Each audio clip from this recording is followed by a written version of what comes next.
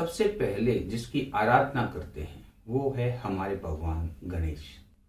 गणेश जी की आराधना करते हैं। दोस्तों आज हम सबसे पहले नाम लेते हैं भगवान गणपति का। ओम गं गणपते नमः।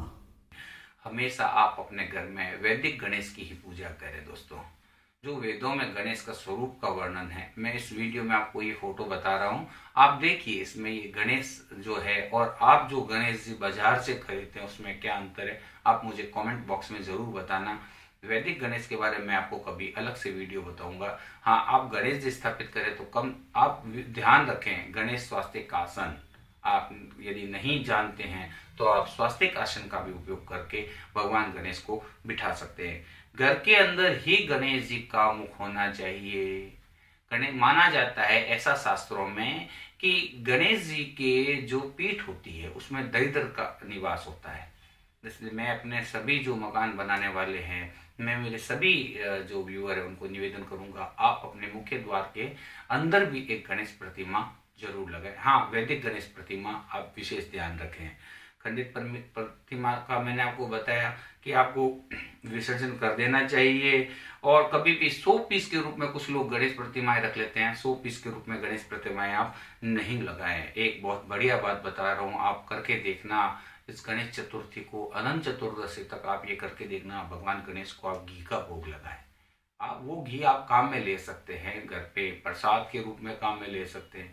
भगवान गणेश को घृत बहुत प्रिय है, ऐसा शास्त्रों में वर्णन है। दोस्तों यदि आपका बच्चा पढ़ाई में कमजोर हो रहा है, बार बार परीक्षा देने के बाद भी वो उचित मार्क्स नहीं ला रहा, सफल नहीं हो पा रहा और अपनी योग्यता का पूर्ण दोहन नहीं कर पा रहा है, तो आप गणेश भगवान को घी चढ़ाइए। उस घी का सेवन बच्चे को किसी न किसी रूप में आप करवाइए। आप देखना वो अपनी योग्यता के अनुसार संसार में बहुत अच्छा नाम प्राप्त करेगा। मैं तो कहता हूँ योग्यता और ज्ञान के भंडार से यदि ऐसे बच्चे यदि गणेश भगवान को घी अर्पित करते हैं और वो घी का सेवन करते हैं तो आप देखना आपको बहुत ही लाभ मिलेगा। अब मैं आपको ये बता रहा हूँ गणेश जी के 8 स्वरूप कौन कौन से हैं। गणेश जी के 8 स्वरूप, गणेश जी के 8 स्वरूप है। पहला है गणेश, मयूरेश्वर गणेश। मयूरेश्वर गणेश जो मयूर पे विराजमान रहते हैं। दूसरा है सिद्धि विनायक, तीसरा बलालेश्वर विनायक, चौथा वरद विनायक, फिर चिंतामणि विनायक, फिर गिरजात्मक विनायक विघ्नेश्वर, अष्ट विनायक, आठवां महागणपति विनायक। दोस्तों जब भी आप अपनी तिजोरी के अंदर गणेश भगवान को रखते हैं तो कौन से गणेश का नाम लेंगे? आप वरद विनायक का नाम लेंगे। आप अपने घर में पूजा करते हैं, आप अपने घर की प्रतिष्ठा करते हैं, द्वार पर लगाते हैं, रंगोली से सजाते हैं, तो आप अपने घर में सिद्धि विनायक की स्थापना कीजिए। हाँ, घर के अंदर यदि आप गणेश भगवान रखते हैं तो आप सीधी सूंड, जो राइट हैंड सूंड होती है, आप वो घर में रखिए। और जो यदि व्यापार में है, यदि व्यापार आपका कम चल रहा है, आमदनी कम हो रही है, लाभ कम हो रहा है, तो दोस्तों आप लेफ्ट सूंड का जो गणेश भगवान है आप वो रखिए, आपको निश्चित रूप से लाभ होगा।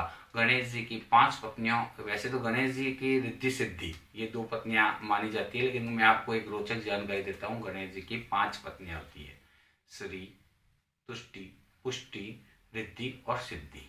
ये गणेश जी की 5 पुत्री है। गणेश जी की एक पुत्री भी है संतोषी। गणेश जी का 2 पुत्र भी है, शुभ और लाभ। और गणेश जी के पुत्र है आमोद और प्रमोद। इनका नाम लेने मात्र से ही आपके सारे कष्ट, आपके सारे जो बाधाएं आ रही है वह दूर हो जाती है। गणेश जी का वाहन सभी को पता है, मयूर वाहन।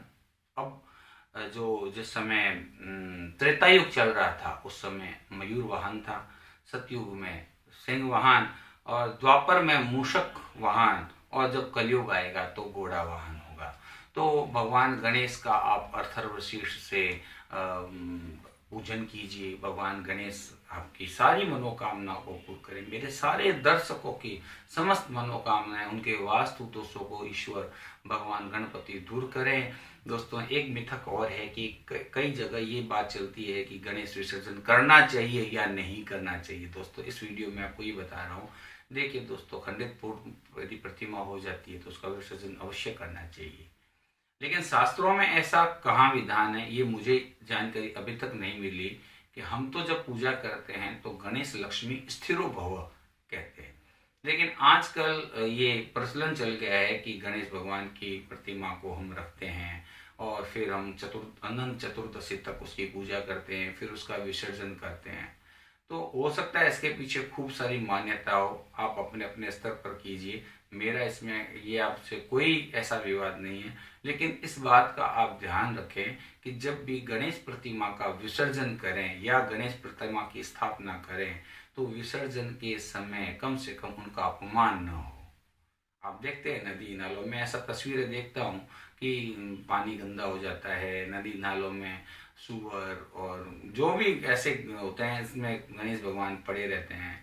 हालांकि आह्वान करते हैं हम, आह्वान के बाद गणेश भगवान रहते हैं, जब विसर्जन करते हैं तो फिर वो मिट्टी ही रह जाती है जो मिट्टी में मिल जाती है।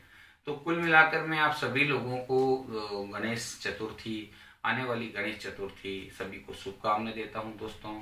और गणेश भगवान आप सभी की मनोकामना पूरी करें दोस्तों।